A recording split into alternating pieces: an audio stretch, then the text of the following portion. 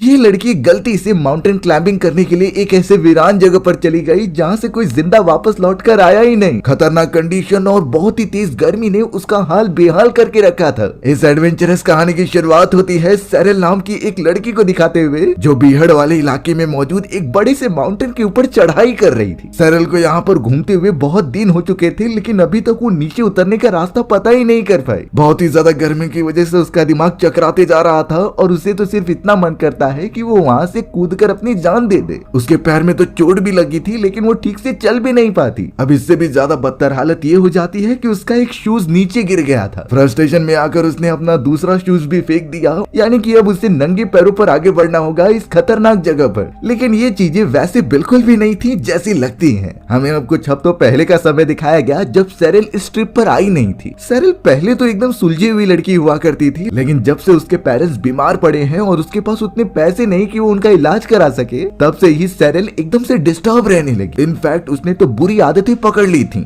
जैसे कि drugs consume करना और कई सारे अल्कोहलिक ब्रांड्स ट्राई करना। वो तो इतनी नीचे गिर गई थी कि वो किसी भी अनजान पर्सन के साथ संबंध बना ली थी। इन्हीं चीजों के बीच उसे एक आदमी पसंद आ गया था, जिससे सेरेल ने शादी कर ली। पर ऑब्वियस बात थी कि उसके इतने बेकार नेचर के कारण उसकी ये शादी ज्यादा समय तक टिकने नहीं वाली थी। बेचारी सेरेल का डाइवोर्स हो जाता है और वो उसे अकेला छोड़कर चला गया। सेरेल रोती रही और वो डिप्रेशन में जाती ही रही। उसे कुछ नहीं समझ रहा था कि आखिर वो जिंदगी में आगे कैसे बढ़े। अगर ऐसा ही चलता रहा तो सेरेल अपनी फैमिली कभी चालू नहीं कर पाएगी और अकेले ही रह जाएगी। अब इन चीजों के बीच सेरेल को पता चलता है कि वो प्रेग्नेंट है, पर इससे बड़ा सवाल है कि ये बच्चा है किसका। उसने तो इतने सारे लोगों के साथ संबंध जो बना कर रखे थे। मेन बात तो ये थी कि सेरेल अभी बिल्कुल भी रेडी नहीं है किसी भी बच्चे को करने के लिए, तो इसीलिए उसने सारी चीजों को मद्देनजर रखते हुए अपना अबॉर्शन करा लिया। सेरेल की एक फ्रेंड होती है जो हमेशा उसे गाइड किया करती थी। उसे सेरेल की हालत देखी नहीं जा रही होती, क्योंकि वो अपने डिप्रेशन और एंजाइटी से उभर ही नहीं पा रही होती। तब जाकर सेरेल की फ्रेंड ने उसे सोलो ट्रिप पर जाने के लिए कहा। उसकी फ्रेंड सेरेल को बीहड़ वाले इलाके के एक माउंटेन के बारे में बताती है, जहाँ पर वो हाइकिंग के लिए जा सकती थी। यानी वो एक हफ्ते का सफर होगा जिसमें कि सेरेल एकदम अकेली होगी। उस जगह पर जाकर शायद उसे पता चल जाए कि उसकी जिंदगी कितनी इम्पोर्टेंट है। अब यहाँ बेचारी सेरेल, जिसे हाइकिंग और कैंपिंग के बारे में बिल्कुल नॉलेज नहीं थी, वो भी अपने दोस्त की बात सुनकर इसके लिए मान जाती है। हाइकिंग और कैंपिंग के सारे सामान इकट्ठा करके सेरेल निकल पड़ी थी उस बीहड़ वाले इलाके में। पर उसे बिल्कुल अंदाजा नहीं कि यहाँ पर उसने किन किन चीजों का सामना करना पड़ेगा। ये ऐसी चीजें होंगी जिससे कि उसकी जान को खतरा हो सकता है। पर हम भी सिर्फ देखेंगे नहीं, बल्कि अपने आप को इस ट्रिप में इमेजिन करेंगे सेरेल की जगह पर, और ये भी डिसाइड करेंगे कि उस कंडीशन में हमें आखिरकार क्या करना चाहिए। हमारे एक्सपर्ट्स के सर्वाइवल स्किल्स हम यूज करेंगे, जिससे कि सारी कंडीशन से बचा जा सके। तो विदाउट टाइम वेस्ट किए निकल पड़ते हैं हम सेरेल के साथ अपने लंबे सफर पर। सेरेल तो अब कैसे भी करके उस बीहड़ वाले एरिया में पहुंच गई होती है और वहीं से उसे अपनी जर्नी शुरू करनी थी। उस इलाके में कई सारे अजीब तरीके के पहाड़ थे जहां पर उसे जाकर चढ़ाई करनी थी। सेरेल ने तो अपने साथ काफी बड़ा बैग कैरी किया होता है, जिसमें कई सारे सामान थे। ये सारे सामान बहुत ही ज्यादा भारी थे, लेकिन ये जर्नी में उसे काम में आने वाले। इसी वजह से सेरेल को अपना भारी बैकपैक उठाकर आगे बढ़ना ही होगा।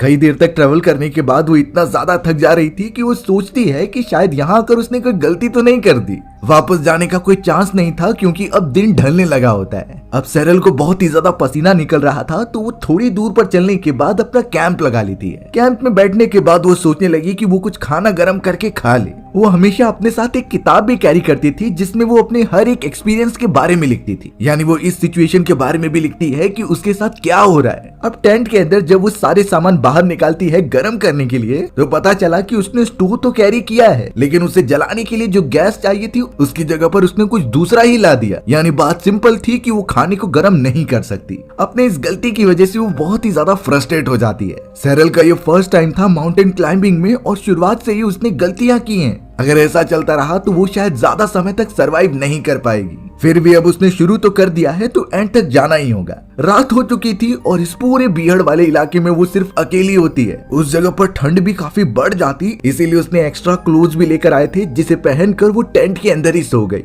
डर तो उसे बहुत ज्यादा लग रहा था, पर कैसे भी करके वो अपने आप को काम डाउन करती है। ऐसे करते करते उसे बीहड़ वाले इलाके में अब कुछ दिन बीत चुके थे। एक सुबह सैरल अपनी जर्नी में फिर से आगे चलते रहती है, बहुत ही ज्यादा थकान के मारे। उसके पास जो खाने पीने के रिसोर्सेज थे वो उसे दिन में थोड़ा ही खाती। उसने डिसाइड करके रखा था कि इतने समय में वो सिर्फ इतना ही मील इंटेक करेगी, क्योंकि बचा हुआ फूड ही एकमात्र साधन है उसके सर्वाइवल का। खाना खत्म हो गया तो उसे नेचुरल चीजों पर डिपेंडेंट रहना होगा, जो टेस्ट में बहुत ही ज्यादा बेकार होते हैं। ऐसे ही धीरे धीरे सैरल के दिन बीतते जा रहे थे और वो चलते जाती है जैसे कि वो अपने डेस्टिनेशन तक पहुंच ही नहीं पाएगी। इनफैक्ट अब तक तो वो माउंटेन वाले इलाके तक भी नहीं पहुंची है। एक दिन ऐसे ही किसी रोड पर चलते हुए उसे एक ट्रैक्टर दिखाई देता है जिसे कि एक आदमी चला रहा था। सैरल को थोड़ा सा राहत महसूस हुई और वो तुरंत ही उस आदमी के पास जाकर बताने लगी कि उसे मदद चाहिए। बहुत ज्यादा रात हो चुकी है और उसे बहुत डर भी लग रहा है। वो बूढ़ा आदमी तो सबसे पहले सैरल को घूरता रहता है। उसने तो सीधा कहा कि मैं थोड़ा काम कर रहा हूँ तो तुम मेरे कार में जाकर बैठ सकते हो। सैरल के पास कुछ ऑप्शन नहीं था तो वो उस आदमी का वेट करने लगी कार में जाकर। थोड़ी देर में रात भी हो गई थी, पर यहाँ सैरल को काफी डर लगने लगा, क्योंकि उसने उस बूढ़े आदमी के कार में एक बंदूक देखी होती है। कुछ मोमेंट बाद वो बूढ़ा आदमी भी अपना काम खत्म करके कार के अंदर आ गया और सैरल से कुछ पूछताछ करने लगा।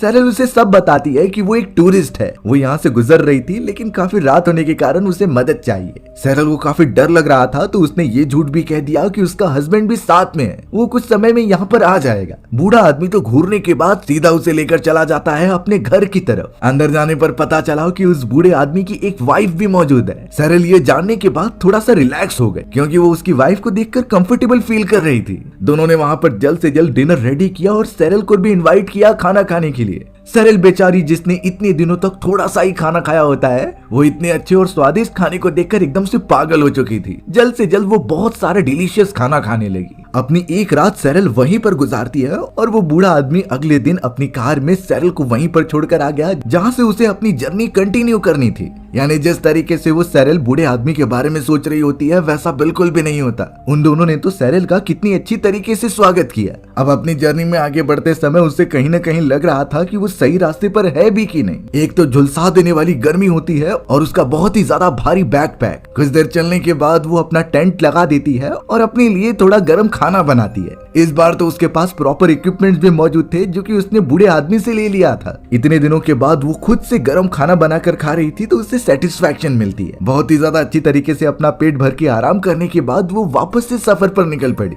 अब जाकर उसे कहीं न कहीं वो पहाड़ी वाला इलाका दिखाई देने लगा होता है, लेकिन पहाड़ी इलाकों के साथ साथ आते हैं बहुत सारे खतरे, जिसका अभी तक सैरल को अंदाजा भी नहीं था। अब लगातार आगे चलते हुए रसल का सामना एक खतरनाक चीज से होता है। ये कुछ और नहीं बल्कि एक खतरनाक सांप था, जो इस बियर्ड वाले इलाके में बहुत ज्यादा पाए जाते हैं। मोस्ट प्रोबेबली ये रसल वाइपर स्नेक है, जो बहुत ही ज्यादा जहरीले होते हैं। इसकी जहर की एक बूंद किसी भी इंसान को जगह पर खत्म कर सकती थी। सैरल उस चीज को देखकर बहुत ही ज्यादा डर गई और पीछे की तरफ भागने लगी। वो तो डर के मारे अपना टेंट भी लगा दी थी, लेकिन बार बार उसे उसी सांप के विजन आ रहे थे। ऐसा लग रहा था कि वो सांप कब यहाँ पर आ जाएगा और उसे काट लेगा। सिर्फ सांप नहीं, उस जगह पर और भी अजीब तरीके के एनिमल्स होते हैं, जो उसके टेंट के चारों तरफ घूम रहे थे। बेचारी सैरल का ये फर्स्ट टाइम था और सभी जानवर उसकी तरफ आ रहे हैं अटैक करने के लिए। लेकिन अगर इस कंडीशन में हम फंस जाएं और इस बियर्ड वाले इलाके के खतरनाक जानवर हम पर अटैक करने की कोशिश करें, तो उनसे आखिरकार कैसे बचा जाएगा और उसकी टेक्निक क्या है? अब एक्सपर्ट्स के अनुसार रसल वाइपर जैसा खतरनाक सांप आपके सामने मौजूद है,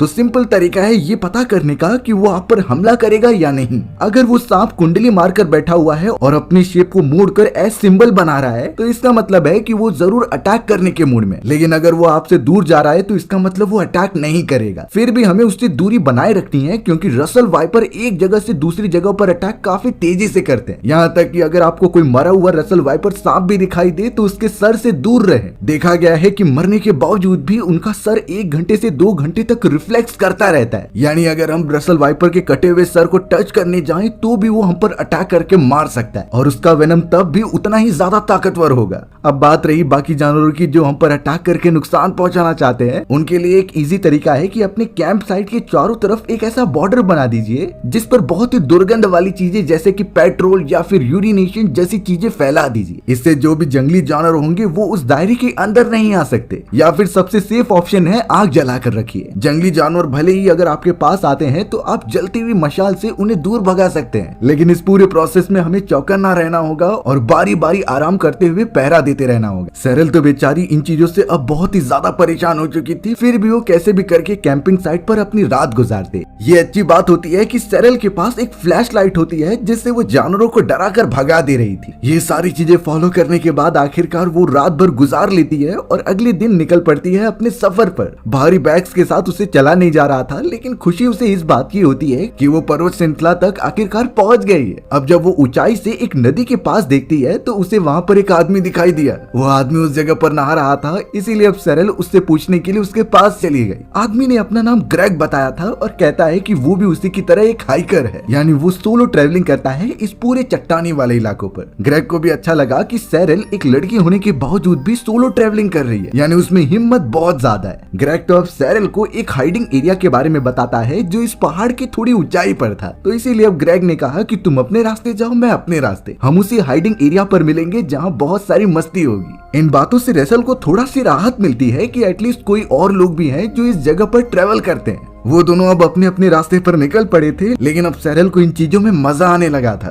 पहाड़ी वाले इलाके अब आ चुके होते हैं जिस पर वो चढ़ना भी स्टार्ट कर देती है। कई देर तक लगातार ऊपर की तरफ चढ़ाई करने के बाद आखिरकार वो उस हाइडिंग एरिया तक पहुंच गई थी। उस जगह पर तो और भी सारे टूरिस्ट मौजूद थे और आखिरकार उसकी मुलाकात ग्रेग से हो ही जाती है। ग्रेग के साथ उसके दोस्त थे तो वो उनकी मुलाकात सेरेल से करवा देता है। सेरेल भी उनसे बहुत सारी बातें कर रही थी और अपने एक्सपीरियंसेस शेयर करती है कि उसने क्या क्या देखा। एक समय पर सेरेल चाह रही थी कि वो उस बीहड़ वाले इलाके से वापस घर चले जाए, लेकिन अब उसे सारी चीजें एकदम अच्छी लगने लगी हैं। वो चाहती है कि वो ऐसे ही ट्रेवल करते रहे क्योंकि उसे अंदर से खुशी मिल रही थी। उस जगह पर तो सेरेल का एक पार्सल भी आया होता है जो उसी की बेस्ट फ्रेंड ने भेजा था। उसमें कुछ जरूरत के सामान थे जिसमें शायद आगे के सफर में सेरेल को जरूरत पड़े। सेरेल उसे खोलकर बहुत सारी चीजें देखने लगती है, पर उसके अंदर तो एक लेटर भी था। वो लेटर उसके एक्स हस्बैंड का होता है। सेरेल के एक्स हस्बैंड को सब पता चल गया है कि वो किस लंबे जर्नी पर निकली है और उसने कितना सफर तय किया है। वो तो उसे कॉन्ग्रेचुलेट कर रहा था और बधाई भी देता है इतने लंबे सफर वो भी अकेले तय करने के लिए। लेकिन कहीं न कहीं सेरेल इन चीजों को पढ़ने के बाद थोड़ा उदास हो जाती है। उसे चाहिए था कि उसका हस्बैंड उसके साथ रहे, लेकिन सेरेल की गलतियों की वजह से उसका हस्बैंड उसे छोड़कर चला गया। सेरेल कुछ देर तक वहीं पर बैठी रही, तभी उसकी मुलाकात एक बूढ़े आदमी से होती है। उसका नाम एडी था जो इस जगह का केयर टेकर होता है। एडी भी सेरेल को देखकर उसके बारे में पूछने लगा कि तुम अकेले क्या कर रही हो। एडी साफ साफ देख पा रहा था कि सेरेल का बैकपैक बहुत ही ज्यादा भारी है और इतने भारी सामान को सेरेल अकेले कैसे उठाकर लेकर जा रही है। एडी सेरेल को कुछ बातें समझाने लगा कि तुम्हें जरूरत के सामान ही कैरी करने चाहिए। वो जल्द से जल्द सारे बैकपैक को चेक करता है और उसके अंदर के बेकार सामान को निकाल देता है। इससे सेरेल को ये आसानी होगी अपने आगे की सफर को तय करने के लिए। एडी ने तो उसके शूज को भी चेक किया कि उसने बहुत ही टाइट लेसेस बांध रखे थे।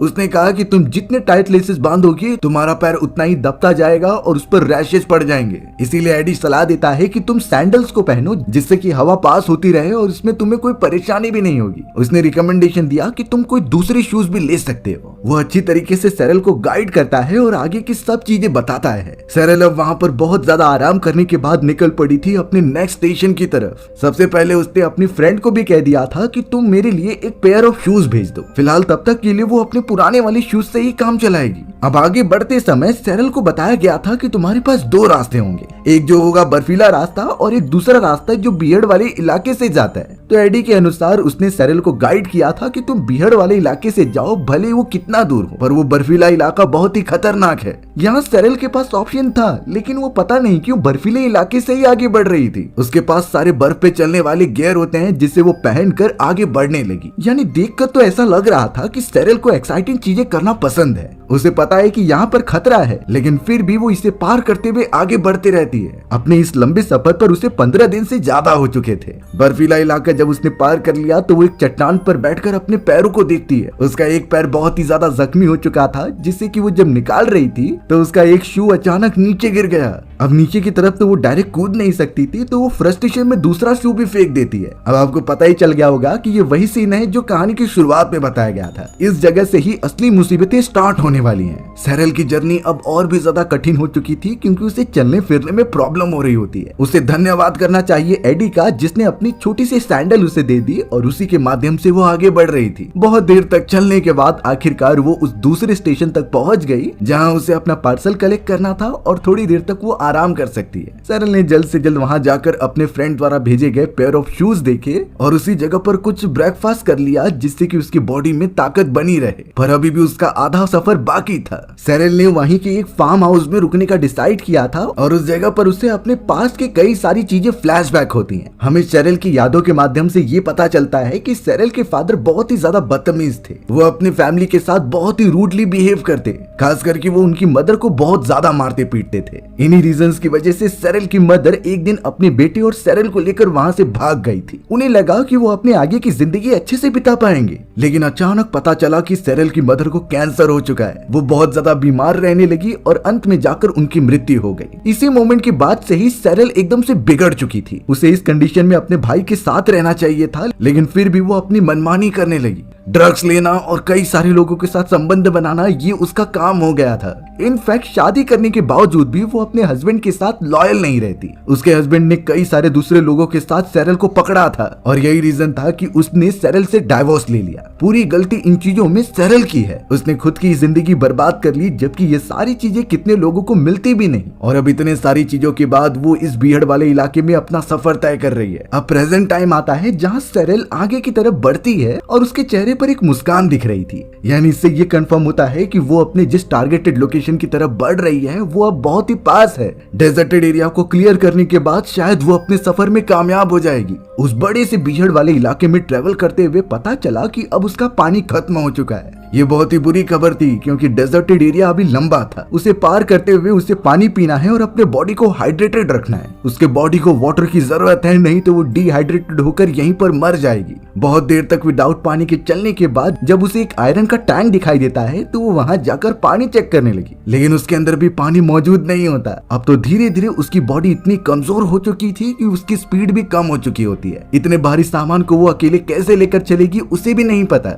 सेरेल इस प्रोसेस में अब बहुत ही ज्यादा कमजोर हो चुकी थी। तभी उसे थोड़ा सा पानी दिखाई देता है सामने की तरफ। वो बहुत ही ज्यादा खुश होकर जब उसके पास गई तो पता चला कि ये पानी पूरी तरीके से बेकार है। ऐसे खराब पानी को पीने से वो और ज्यादा बीमार पड़ जाएगी। लेकिन इतने समय तक यहाँ पर गुजारने के बाद सेरेल को कई सारी टेक्निक्स के बारे में पता चल गया। वो तुरंत ही 2 कैंस के अंदर वो सारा पानी भर लेती है और उसके अंदर कुछ टैबलेट्स डालती है। मैं थोड़ा डिटेल में बता दूं कि ये सारे टैबलेट्स पानी को क्लीन करने के लिए बनाए गए हैं। इनमें क्लोरीन टैबलेट्स, आयोडीन टैबलेट्स या फिर सोडियम डाइक्लोरोआइसोसाइनाइड भी होते हैं। ये टैबलेट खासकर उन पानी के लिए बनाए गए हैं जो पीने लायक नहीं होते। इसका यूज भी एकदम सिंपल होता है। 1 टैबलेट लीजिए और 1 लीटर बेकार पानी, उसके अंदर टैबलेट डालकर हमें सिर्फ आधे घंटे के लिए वेट करना है। उतने टाइम पीरियड के बाद हम उस पानी को पी सकते हैं। और अगर बात रही हमारे पास वो सब टैबलेट भी नहीं है तो इसका दूसरा उपाय भी है। पानी को क्लीन करने के लिए हम हाउस होल्ड ब्लीचेस का भी यूज कर सकते हैं। जैसा हमें पता है कि ब्लीच के अंदर 5% सोडियम हाइपोक्लोराइट होता है। इसके लिए हमें पर लीटर 2 ड्रॉप ब्लीच लेने होंगे और उसे अच्छी तरीके से मिला देना है। आधे घंटे के बाद वो पानी पूरी तरीके से साफ हो जाएगा। सेरेल ने भी अपने पीने के पानी का इंतजाम तो कर रखा था, लेकिन सामने की तरफ से 2 हंटर्स आ जाते हैं। ये यहीं पर रहते थे और जानवरों का शिकार करते थे। उन दोनों हंटर्स ने सेरेल से कहा कि हमें भी पानी दिला दो, पर सेरेल साफ मना कर देती है क्योंकि यहाँ पर साफ पानी है ही नहीं।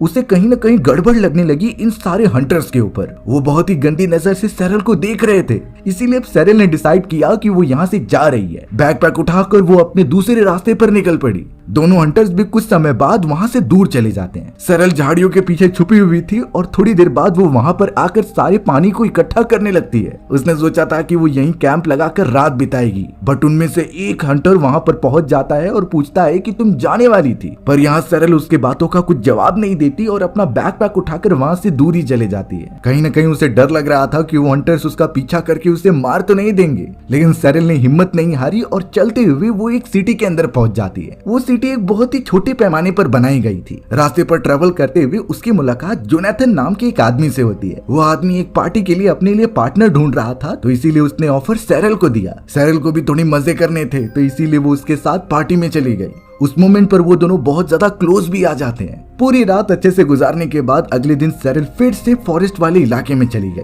अब उसका सामना होने वाला था रेन फॉरेस्ट के अंदर, जहाँ काफी भारी मात्रा में बारिश हो रही होती है। वहाँ से अंदर जाने पर उसे टूरिस्ट का एक ग्रुप भी मिलता है, जिसके साथ वो आगे बढ़ने लगी। रात के समय वो सभी सेरेल के साथ अपना खाना शेयर करते हैं और कई सारी बातें करते हैं। सरल को पोयम्स भी लिखने का बहुत शौक था, तो वो उन सभी को अपने पोयम बताती भी है और उसका अप्रिशिएशन भी उसे बहुत ज्यादा मिल रहा था। सरल अपने रास्ते पर जहाँ भी जा रही थी वो अच्छे खासे दोस्त बना ली थी। अब सुबह होने पर उसका रास्ता दूसरी तरफ था, तो वो निकल पड़ी अपनी डेस्टिनेशन की तरफ। उसे अचानक एक लामा दिखाई देता है जिसके ऊपर कई सारे बैगेजेस रखे गए थे। थोड़ी दूरी पर एक बूढ़ी औरत अपने बेटे के साथ वहाँ पर आती है और सरल से पूछने लगती है कि तुम यहाँ क्या कर रही हो। सरल ने सब बताया कि वो कैसे टूरिस्ट है और यहाँ पर एक्सप्लोर करने आई है। वो छोटा लड़का तो सरल से बहुत सारी बातें पूछने लगा और उसकी मदर कहाँ है ये भी पूछता है। सरल ने उसे साफ बताया कि उसकी मदर को एक बीमारी हो चुकी थी जिससे वो मर गई और उसकी सरल को बहुत ज्यादा याद भी आती है। वो लड़का भी इस पर दुख जता रहा था और प्रेयर करते हुए वो एक पोयम पढ़ता है। इस पोयम का साफ मतलब था कि आत्मा बिल्कुल भी मरती नहीं,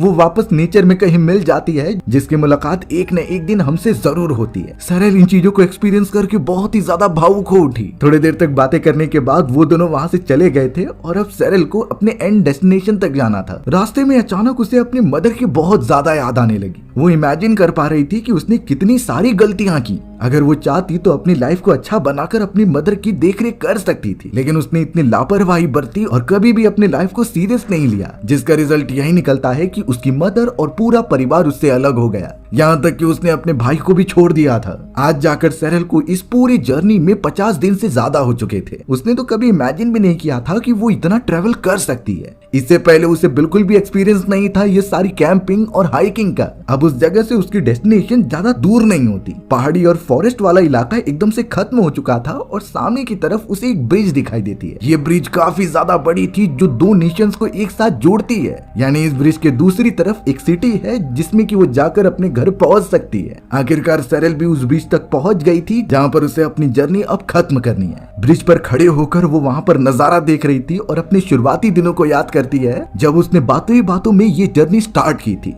शुरुआत में तो उसे लगता ही नहीं था कि वो एक दिन भी टिक पाएगी, लेकिन यहाँ पर पूरे 60 दिन हो चुके हैं और उसने पूरी जर्नी बहुत सारे एक्सपीरियंसेस के साथ खत्म कर ली है। सरल हर एक चीजों में अपनी गलती मान रही थी और उसकी आंखों के सामने वो सारी गलतियां झलकती हैं जो वो अपनी लाइफ में बेखौफ करती गई है। सरल को तो कई बार मौके मिले अपनी लाइफ सुधारने के, पर फिर भी वो उन चीजों की परवाह ना करते हुए अपने मन मुताबिक की बातें करती गई। लेकिन देखकर साफ लग रहा था कि अब वाली सरल एकदम से बदल चुकी है। वो तो अपने आसपास की चीजों को एक अलग ही नजरिए से देख रही थी जो एकदम फैसिनेटिंग होता है। इस पूरी जर्नी में उसने जितनी भी चीजें और जितनी भी परेशानियों को फेस किया था वो सारी की सारी चीजें उसने अपनी डायरी में लिखी होती हैं। यही एक आदत उसकी अच्छी थी जो आगे चलकर एक बहुत ही बड़ा नाम हासिल करने में मदद करेगी। कोई देखकर तो अब सरल को ये बिल्कुल भी नहीं कह सकता कि वो इतनी ज्यादा बुरी हो सकती थी। इस लंबे सफर ने उसे अंदर से पूरी तरीके से चेंज कर दिया है। अब यहाँ सरल जब बर्फीले वाले इलाके पर बैठी हुई थी तभी सामने की तरफ उसे एक फॉक्स दिखाई देता है। वो फॉक्स धीरे धीरे उसके पास आ रहा था और सरल को लगातार घूरता रहता है। सरल जब उसे नोटिस करती है तो उसे उस बच्चे की बात याद आई कि आत्मा मरने के बाद पूरी तरीके से खत्म नहीं होती बल्कि नेचर में मिल जाती है। तो सरल इसीलिए सोचने लगी कि ये फॉक्स कोई और नहीं बल्कि उसकी मदर है जो उसे देखने के लिए यहाँ पर आई है। सरल ने तो अपनी मदर को दिल से धन्यवाद किया, जिसके बाद वो प्यारा सा फॉक्स वहाँ से चला जाता है। सरल भी अपने सारे सामान को लेकर उस बर्फीले वाले इलाके से बाहर निकली और आखिरकार अपने घर पर पहुंच गई। सबसे ज्यादा चौंकाने वाली बात ये होती है कि उसने जो अपनी डायरी में सारे एक्सपीरियंसेस लिखे थे वो कुछ समय बाद जाकर एक बहुत ही फेमस किताब बन गई। लोगों को सरल के एक्सपीरियंसेस इतनी ज्यादा पसंद आए कि उसकी पॉपुलैरिटी बहुत ही कम समय में हो चुकी थी। इन्हीं चीजों की वजह से सरल ने डिसाइड किया कि वो एक बहुत ही फेमस राइटर बनेगी। उसने तो उसके बाद कई सारी किताबें लिखी इन्हीं चीजों के बेसिस पर और हर एक किताबें आसमान की ऊंचाइयों को छू रही थी। सरल की जिंदगी पूरी बदल चुकी होती है। उसने एक नई शादी की और कुछ सालों में ही उसके बेटे बेटियां भी हुई। यानी इतना समय बीतने के बाद वो एक अच्छी खासी फैमिली पर्सन बन चुकी थी। बता दूं कि ये सच्ची कहानी पर आधारित है जैसे कि सरल नाम की एक अमेरिकन लड़की के ऊपर बनाया गया था। कहानी में सिर्फ इतना ही बताने की कोशिश की गई है कि अगर हमारे पास कई सारे दरवाजे बंद हो जाएं और हम लाइफ में पूरी तरीके से गुम हो जाएं, लेकिन अगर थोड़ा सा भरोसा और मेहनत हम करते रहेंगे तो कहीं न कहीं से बाहर निकलने और लाइफ को एंजॉय करने के रास्ते निकल आते हैं। वैसा ही सेम सरल के साथ हुआ और अब वो एक बहुत ही बड़ी पर्सन बन चुकी है। हमारी भी कहानी इसी तरीके से यहीं खत्म हो गई। सो व्यूअर्स, आपको ये स्टोरी कैसी लगी कमेंट सेक्शन में बताना भूलना मत। और अगर आपको मेरा एक्सप्लेनेशन 1% भी अच्छा लगा होगा ना तो वीडियो को लाइक एंड चैनल को सब्सक्राइब जरूर कर देना। मिलते हैं इसी तरीके की मजेदार वीडियोस में, तब तक के लिए बाय बाय।